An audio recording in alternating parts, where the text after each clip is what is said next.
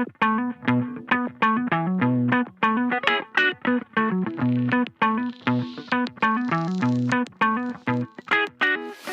and welcome to the Over 50 Health and Wellness Podcast. I'm your host, Kevin English, founder of The Silver Edge. Our mission at The Silver Edge is to inspire men and women in their 50s, 60s, 70s, and beyond to live their strongest, healthiest, most fulfilling lives. In this podcast, we share stories of amazing individuals who are doing just that, to help motivate you to become the healthiest version of yourself, regardless of your age. And now, on to today's podcast.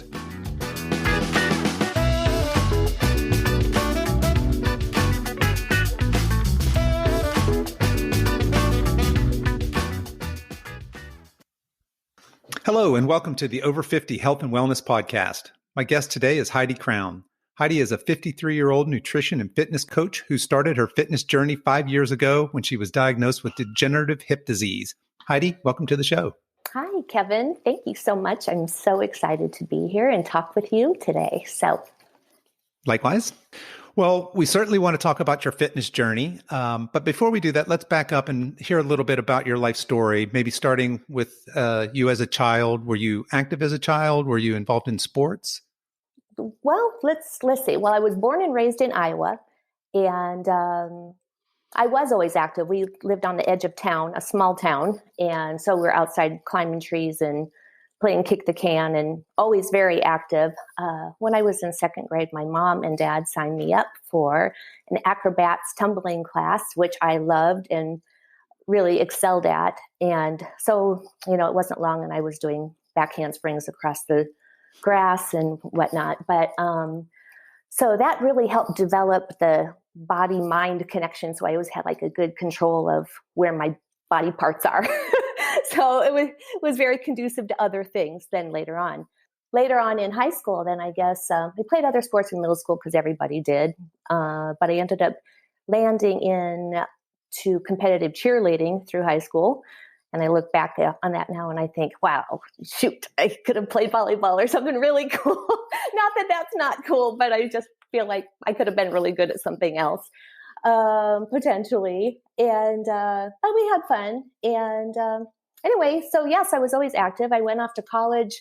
I was fearful of that freshman 15, which everyone's like, So I was determined not to have that happen. So I always was conscientious about my eating and trying to stay moving. I remember being in my dorm room and doing jumping jacks and trying to go for jogs, even though it was a little scary as a freshman, not knowing where I was going. And you always hear stories and you want to be safe. And so then I found an aerobics class that I would attend with just consistency, and I ended up making some friends there. So it wasn't until my mid-20s when I graduated and moved to Arizona that I really started seeing symptoms of my hip situation, which would express itself in back pain, actually. So it was funny. So I'm seeing chiropractors all this time thinking I have back problems, and then come to find out years later, well, your back problems, a lot of your pain is because your hips are really jacked up.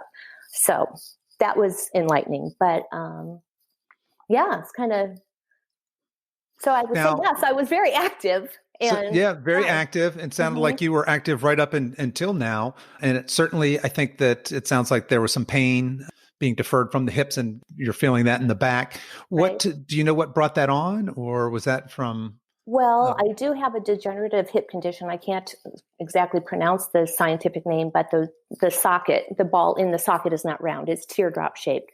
So when I do repetitive motions or heavy loading, typically in the past it would grind and tear the labrum, and I get extreme tightness, and then that pulls my back, and it is, when it's really flaring up, it's to the point that, like, I really am counting drinks of how many steps is it going to take me to get from this couch to the kitchen to get a drink of water. So, and I'm like dreading it. So, but what brought that on at that time, it was 2015, January 7th. And I decided, like everyone else on the planet, I have a New Year's resolution. I'm going to shake up my workout routine. And I went to this yoga class, like so many Western versions of yoga The music is thumping. All the girls are running around their cute Lululemon clothes, which, mind you, I love that stuff. However, it's not truly yoga. And while I'm doing the class, I'm thinking, this is going to leave a mark. And sure enough, by that afternoon, I was feeling it. And my hips were really angry. And it probably took me 2 or 3 weeks before I was able to get up off the couch. I had doctors lined up, went to see some, high flying pro athlete doctor about my hips. And when I walked into his office, he said, wow, he goes, most people at this age can't walk by now. So I was like, okay, well, that's interesting because, I've been managing decently well until this flared up. And he was recommending surgery. He sent me to another doctor who also recommended surgery. And so I did the research on the surgery and found that it's not a hip replacement surgery because they actually have pretty good luck with that. What they were going to do with me was uncertain about the results. It could make things worse. It would take up to a year recovery, and then I would have to do the other leg. And I'm like, I am not doing that. I am not ready to do that. So, because I could still walk, I could still, as long as I was really careful. But at the same time, it was so self-defeating, and I'd been active forever. And I'm thinking my kids are, heading into their 20s. They are not chill on the beach and sip Mai Tais kind of people. They are adventurers, going. And I'm imagining I'm going to be left on the sideline and watching and disconnected from the people I love most.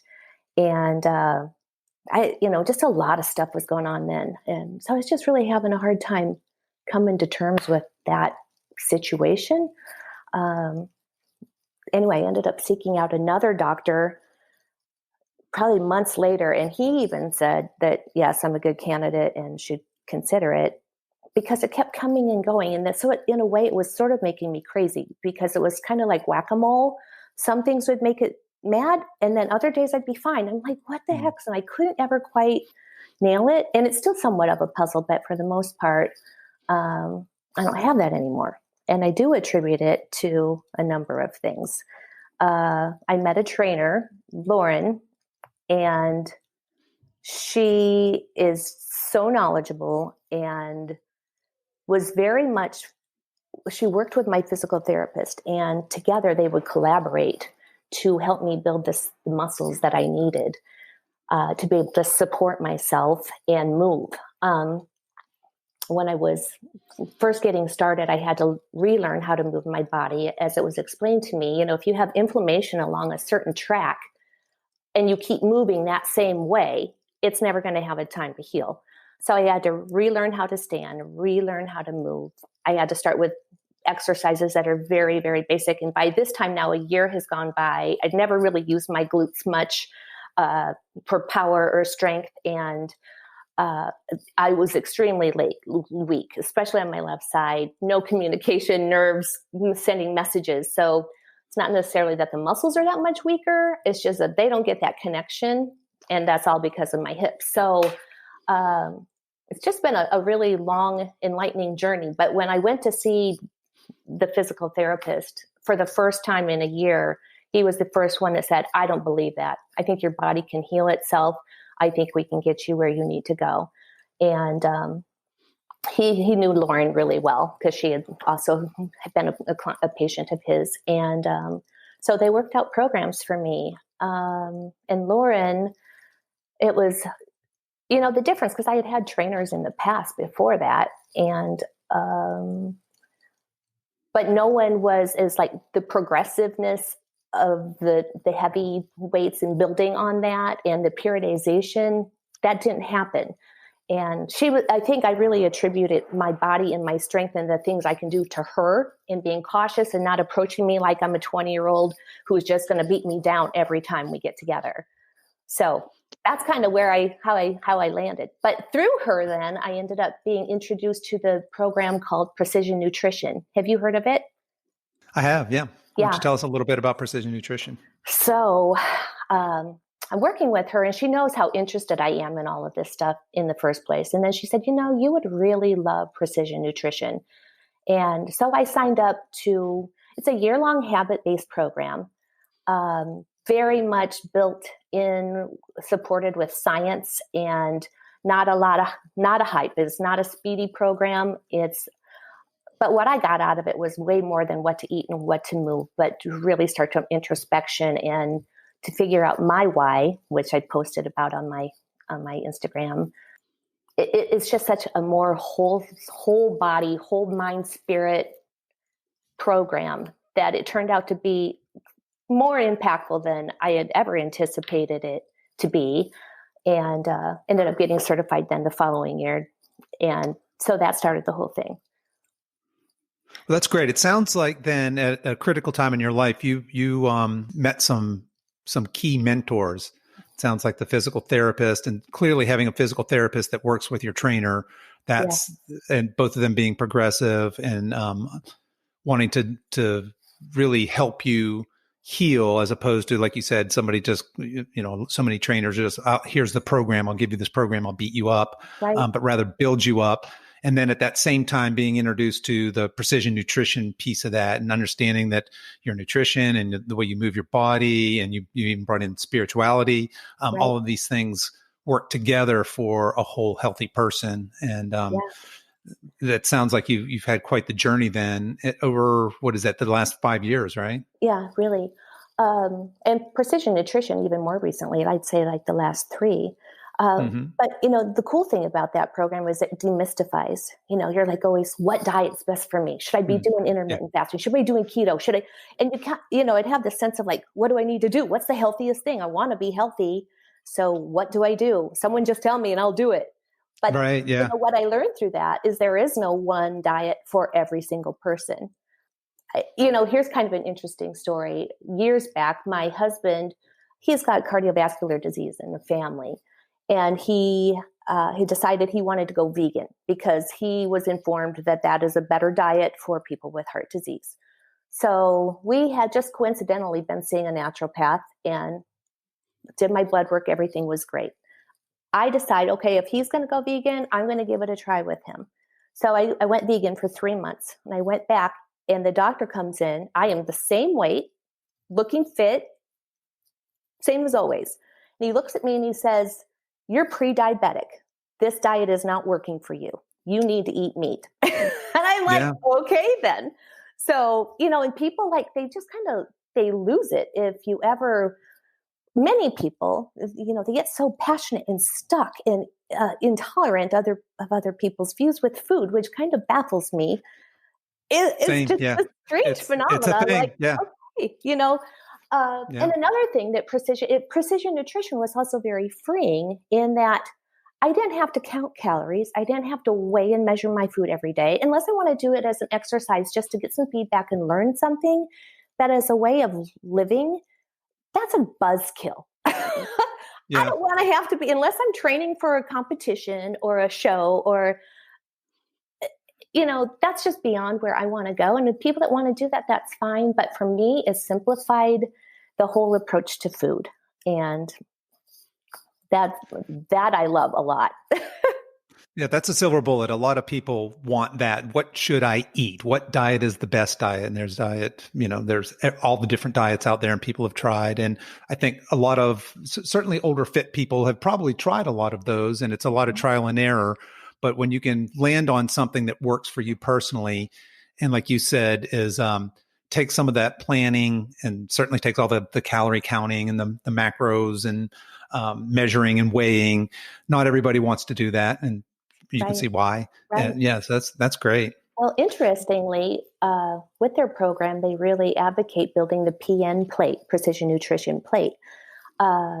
So it's whole foods, as unprocessed as you can get, lots of lean protein, but the way that they do it, so I am measuring, but my measuring tool is with me at all times. It's my hand. So, have you heard this before? I have. Like the palm size portion of the protein. And my plate is almost half always vegetables. If there's not color on that plate, it feels naked. And something's amiss, and I better make this a little bit better. So it's not that I'm a perfect eater, but I certainly, if I'm going to have an Oreo, which mind you would not be my thing, instead of just eating a bag of Oreos, I might say, hey, I'm going to put this on some Greek yogurt, or, just Right. make it a little bit better. So I don't have to be perfect all the time. That's just an example. Oreos are not my thing. And you actually lose your taste for that stuff, as time goes on. So it's just very forgiving and real. The whole program is very real life applicable. Now I suspect you were always eating healthy. How were you eating before you found precision nutrition? Were you more whole foods, or were you eating some processed foods, maybe not giving it much consideration? Sure, I ate processed foods. I think I just always I wasn't eating enough protein. I wasn't eating enough vegetables. I mean, I'm sure you understand. When I say eating vegetables, I'm eating like my breakfast is half vegetables, the whole entire plate, not just a sprinkle of something on the top. Yeah. So that's the way it's really changed my eating. And I don't eat things out of a package generally. You don't have to worry about a lot of things. If it doesn't have a label, it means it's straight from Earth. Right. So that's a simple way to approach it. And that's I think that's a constant when I hear a lot, what do you eat? People are asking me, or what should I eat is often what they mean.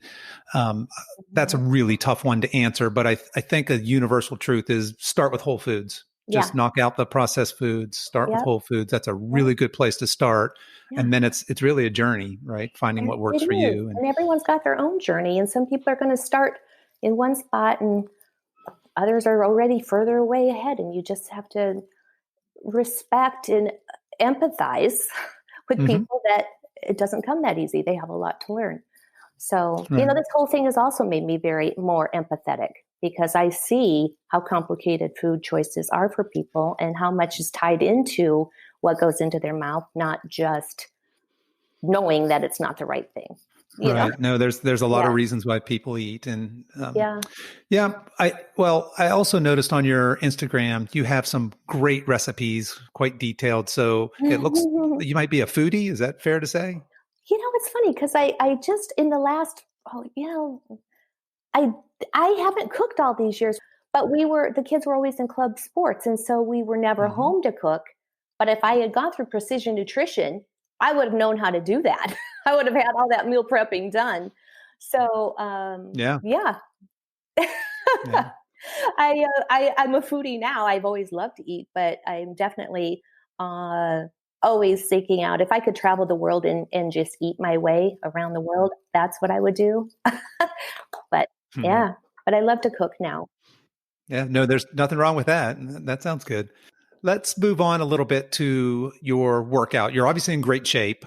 It sounds like you've always been active, but what does, and now I know things may have changed a little bit or may not have with the corona craziness going on right now, but what does a typical workout week look like for you? I think you mentioned progressive overload and periodization. How are these things, how do you put these things into play day to day practically? Well, my weight training days are Monday, Wednesday, Friday, typically. Tuesdays, I usually do intervals. My body doesn't like to run much, so I kind of keep that. I'll throw that in every now and then. Mostly I do elliptical or my Peloton, but in intervals. And then on Thursdays, I usually take a nice, slow, steady walk, usually with my husband and outside, and just kind of keep the pace up, but long, sustainable movement. And then on Saturdays, it's full out sprints. Something fast that just wipes you out in like 7 seconds. So like some HIIT type work. Exactly. Okay. Exactly. Maybe not as intense as that, but maybe so. But so that's what I do. And how long have you had that routine?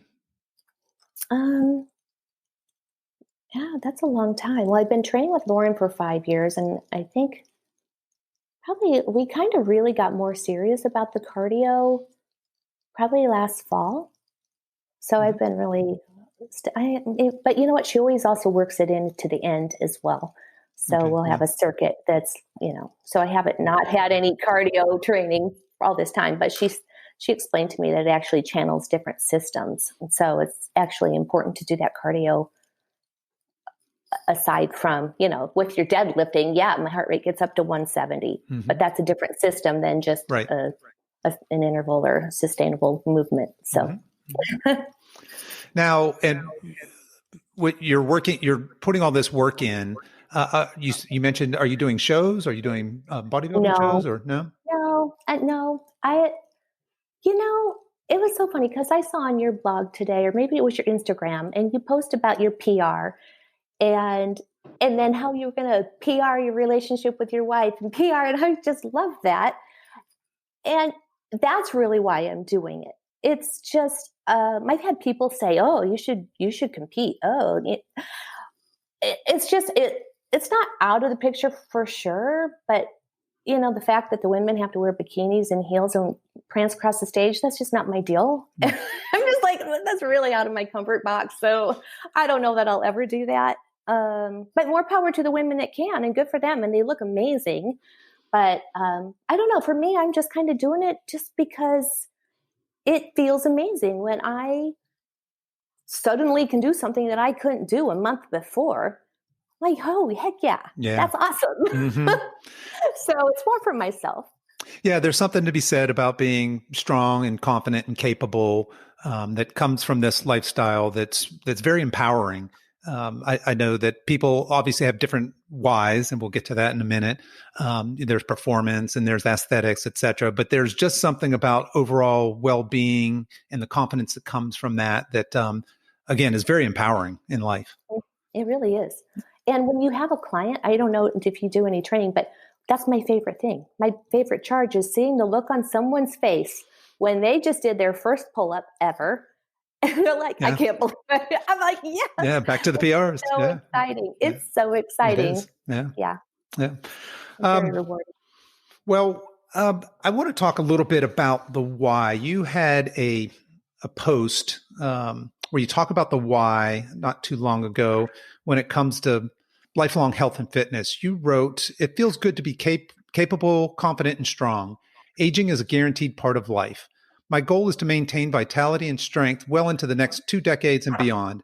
I want to grab the joy out of every blessed day that I am given. This is not possible without good health. Fitness is not an easy path. It takes dedication, consistency, sacrifice, and sometimes a little discomfort, but the benefits are so worth the effort. Without a clear sense of why, lifelong success is unlikely. Health matters. Know your why."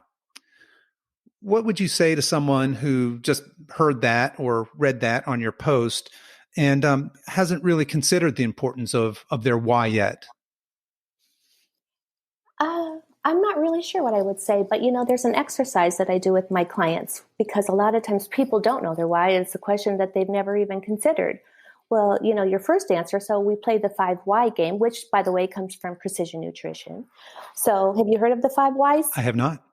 Okay. So I say, why do you want to work out with me? I want to lose weight. Well, why is that important to you? Because I want to fit in my clothes. Well, why is that important to you? Because then I'll feel more confident. Well, why does that matter? And you play this game until you get down to, I want to feel confident because I want to be able to chase the things with zest that are going to bring me joy in my life because I get one ride. So once people start to realize, and that might not be their why, that's my why, but that's typically how that kind of conversation goes. People find something way deeper underneath than just wanting to get muscles. I want to, get muscles to get the girls, but why? So you start going down that road. So that's how I helped them come to that. But I think a lot of people are walking around not knowing their why, and you can apply that to everything. You can. Not just fitness, but to me, that happens to be, the topic. And I think that's why we see gyms, especially Globo gyms, fill up in January. And then by February, they're back to their base level of activity again.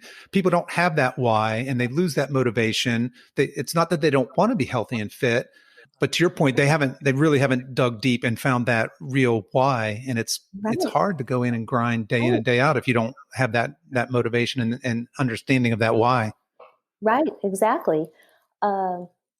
It definitely helps steer and drive where you're trying to get. That's true. And a lot of those people in January go back and they try to go 180-degree different behavior. And that's why I hate dieting. I just feel like people, all walks, they suffer from that. That's a vicious cycle. You try it, you fail, you feel like a loser. You try it again, you gain more weight. You feel like a loser instead of taking just you don't have to be perfect. Progress is we're looking for progress, not perfection, and just taking it easy and slow and little by little making these changes that you can make part of your day-to-day lifestyle. And that's another beautiful thing about precision nutrition. It's habit-based and very slow. Very supportive that way. Yeah, we live in this instant gratification society, and I just roll my eyes, and every time I read something that says lose 10 pounds in 10 days, and that's not how it's supposed to work. It's a journey, and I think a lot of people just don't understand that, and that it takes dedication. That these small successes, these small progressive steps that you're talking about, are much, much more effective than the diet, right? Which I like you, I don't like that word. I don't like that concept, and it doesn't work. Right. It's a broken system. Yep, definitely. And I liked what you said on your blog was, it takes work, and it takes hard work. Mm-hmm. And, if you don't have your why, you're going to bail. Yeah. Yeah. Hard to be consistent on vacation. That's right. And I'm not saying restrictive on vacation, but what's your bare minimum? How do you maintain without completely derailing and then feeling crappy or getting sick, even worse, So I'm loving your blog. Thank you. All right. Well, let's see. We've talked about nutrition. We've talked about working out. What are your thoughts on recovery? So what do you do? Obviously, you have a pretty aggressive workout schedule. What do you do for self-care, recovery? What are your thoughts on the importance of sleep and things of that nature? It's super important. That's been one of the highlights I've learned from Lauren. So Lauren has studied yoga. She's lived in Thailand. She's lived in India. She's studied all under these. She has a blog she just came out with. It's called Lauren Hovey Kiyomaka Podcast. It's not a blog. It's a podcast. And it's brand new out. I just started listening, and I'm so thankful she put it together because I've only listened to probably 3 or 4 episodes so far. And they are, I just feel like everyone should hear it. And so she has taught me the importance of finding my center or getting grounded. So you're talking about recovery. So for me, meditation is a huge factor, and most of this influence, everything that's got me set off in that direction came from her. In addition, I read a book, which my husband brought to me, kind of ironically, if you know him. So I thought it was super cool, called The Untethered Soul. Have you heard of it? I have not. Michael Singer. And I have recommended that book over and over to people, and people come back and say, that's a game changer. And it really is a game changer. So between my physical progress and then my spiritual progress journey, because trust me, I do not have this nailed down. So I don't want to sound all arrogant, like, look what I found. I am like guru. No, but I do practice meditation every day. And I practice some of the concepts from Untethered Soul, which help keep me open to the joy that can bring every day and not get caught up when things start going wrong with the mind that starts jabbering up in your brain and taking you down rabbit holes that you don't need to go down. And so I've learned to remove myself and just let things pass. And I'm just a much calmer, more secure feeling. But when your nervous system is all frazzled and jacked up and you try to deadlift, you're going to find out really quick that you can't, because there is a definite connection between your nervous system, which comes from your brain, and your thoughts is affecting your nervous system as well, and your body. So, so I do a lot of meditation. I get extra sleep. I'm really super protective about my sleep. I sleep with a sleep mask on. As soon as I start my routine, I dim all the lights. Have my little routine in my bed, wear my blue block thing if I feel like I need to look at my phone, because studies are saying that really does impact the quality of your sleep. It's not that it will make you so you can't go to sleep. I've had clients say, "Oh, I don't need that. I can go right to sleep." But no. It really does affect your sleep, whether you're recognizing it or not. So I wear the blue blockers. And I get massages when COVID is not happening. I was getting massages, which are extremely helpful to me. And my last piece of it is rolling out with foam massage balls. There is a book, I don't know, for people that are listening that may not be too familiar with rolling out with a massage ball, a book called The Roll Model, ROLL. So roll, like rolling, Roll Model, and it's by Jill Miller. And awesome book. So she demonstrates all the different ways. And anyway, I spend on my days that you know what? I roll out every single day before I work out. I roll out sometimes in the middle of my workout, and I roll out after. And then on my cardio days, I generally will spend, if I'm consistent, which is not always happening, but I spend like 20 to 30 minutes just rolling out. So it's a major game changer for me. Talk about whack-a-mole. Yeah. It snuffs out all those little aches and pains that start to creep in and take permanent hold on you.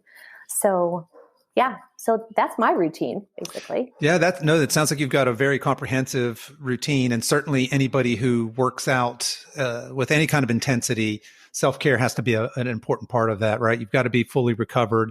Do you use any kind of like biofeedback devices, the Fitbits or Whoops, or looks like you might have a band on your arm right there? I have them both. Yep. Yeah. Yes, I just took it off. My battery was dying on my watch, but yeah, I love that Whoop band. Oh, so you're a Whoop band fan? Oh, me too. It's a game changer. Yeah. It's pretty fun. Yeah, I'm kind of a little obsessed with it. Yeah.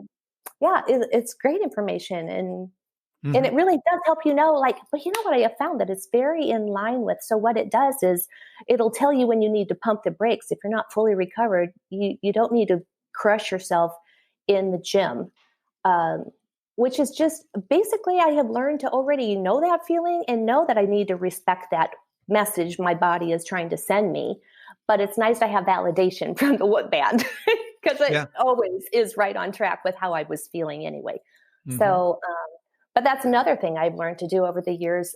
As you get into your 50s, you realize your body, and younger, I wish I had realized it before, your body is trying to tell you things. If you would slow down and pay attention and not let your ego override, which is why I don't do CrossFit and other classes like that, because I can't do group fitness. I know I'm going to end up doing things because my ego comes in. And so I'm aware of it now. I might do better, but it used to be I would go do those classes and then I'd be a train wreck. So I knew that might not be my best bet. But now I'm much more loving. Oh, we need to talk about self-compassion. We haven't talked about that.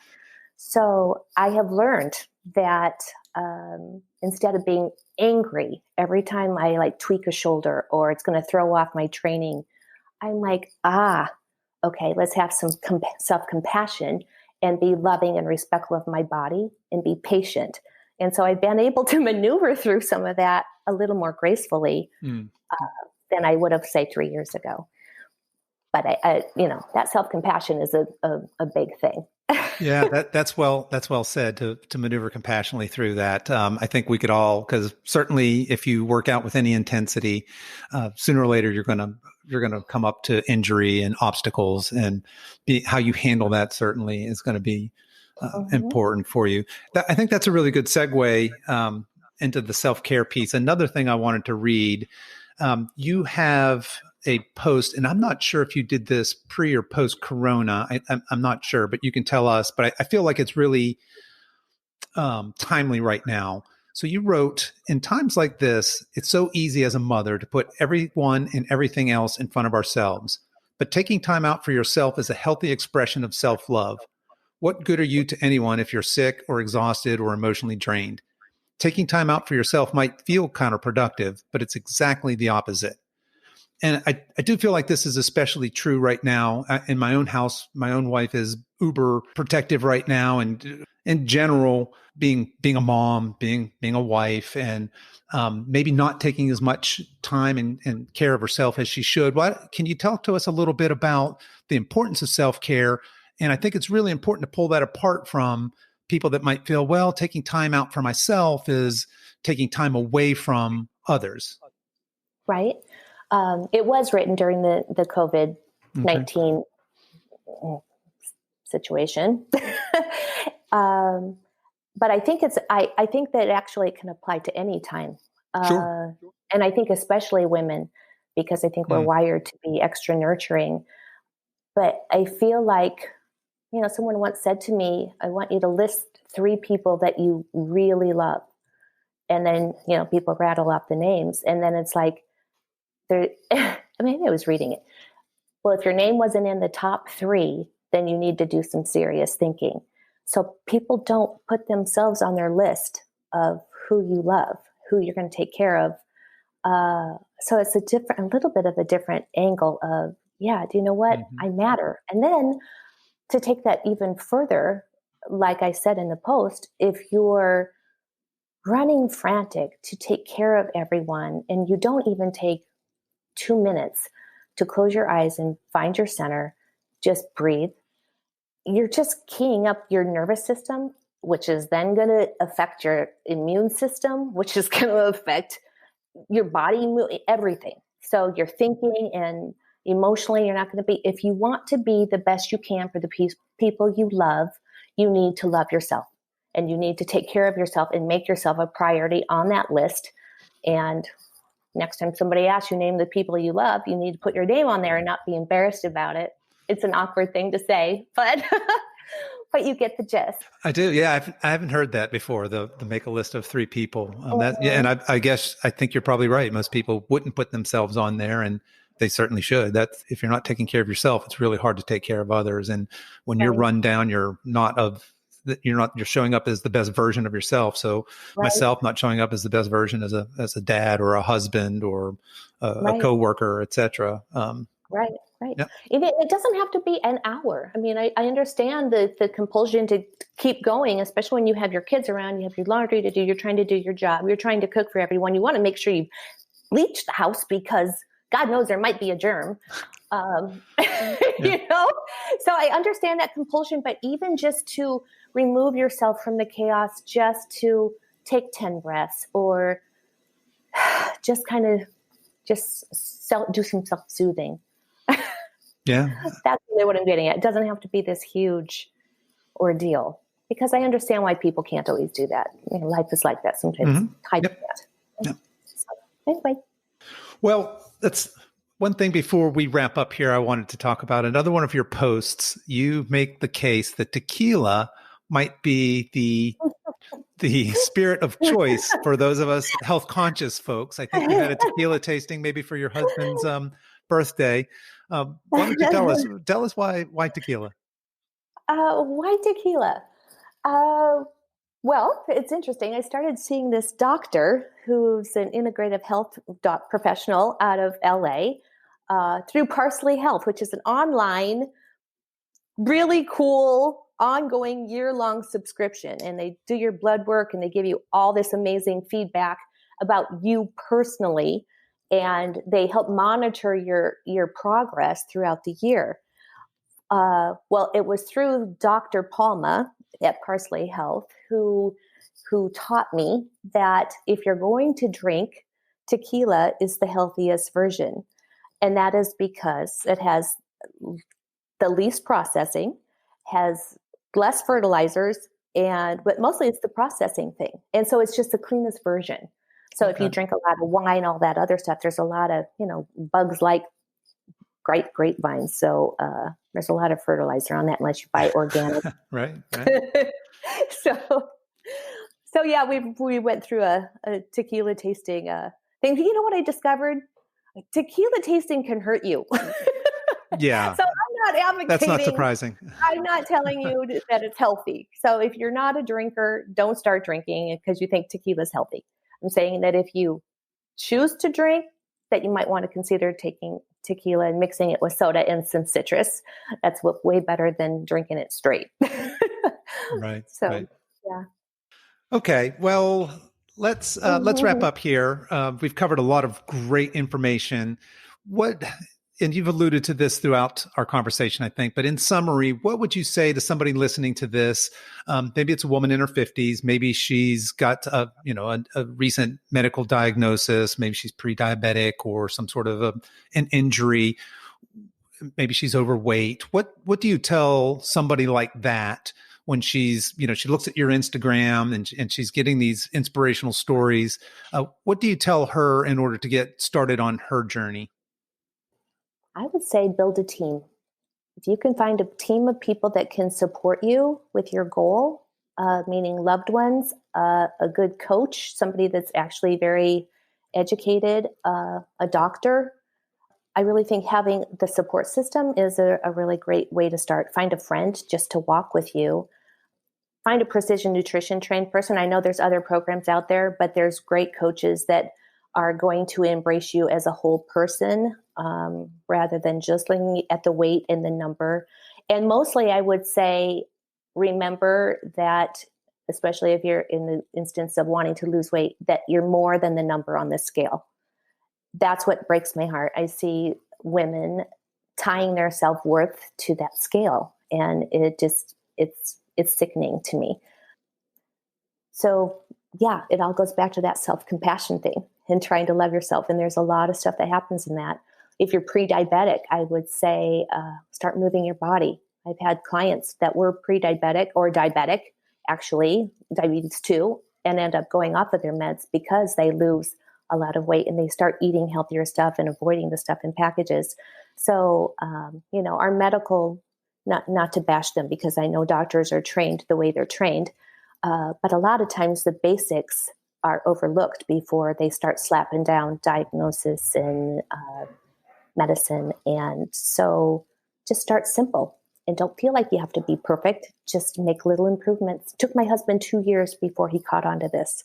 And he's also in the best shape and healthiest he's ever been. But it was a very gradual, beautiful process. And he had his team around him, meaning me. Mm-hmm. You find that one person So I don't know. And I wish them luck because I understand it's complicated sometimes. It is. And it can be daunting. But that's beautifully spoken. And I want to thank you again for your time. You look great. You're obviously in fantastic shape and you've overcome a lot. And I think people will get a lot out of this podcast. And how can people that want to connect with you, what's the best way for folks to connect with you? Is it Instagram? Or you have other folks you want to point people? Yeah, just message me on Instagram. I really like that. I'm really interested mostly, I hate to say it, in women that are serious. So that's my favorite. I do have some male clients, but I prefer to work with women and in their 40s or older. So if you fit that category, Heidi Fit and 50, then I'd be happy to help you. Yeah, that's Heidi Fit and 50, the number 50. And you can check her out on Instagram. And Heidi, thanks so much for your time. Really enjoyed talking to you today. And you, Kevin, thank you so much. Have a great day.